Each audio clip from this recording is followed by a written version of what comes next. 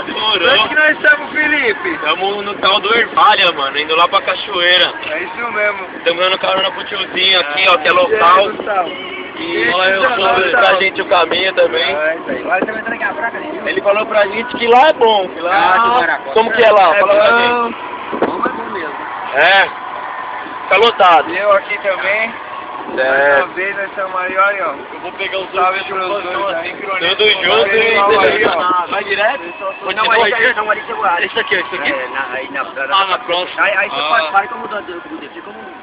Já vai ficar por aqui, né? Não, o bagulho é só mato. Agora eu sou de horta na cidade. Só mato no bagulho. Tô vendo a 7 galo ali. Ô, tiozão! Ô!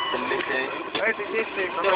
Ô, Jandir, Obrigado. Aqui corre reto, sai lá. sai. Obrigadão, viu? Valeu. Aqui, ó. Depois você põe a vaca pra cá, toma aqui. Obrigado, hein? Valeu, valeu. Tiozão, ê! Já deu um adianto pra ele, Felipe. Aí, vamos finalizar o vídeo aqui. Terminando aqui, ó. Todo mundo aqui na pegada falando isso mesmo. Quando nós chegar lá, nós terminamos esse vídeo aí. Falou, rapá! Fui!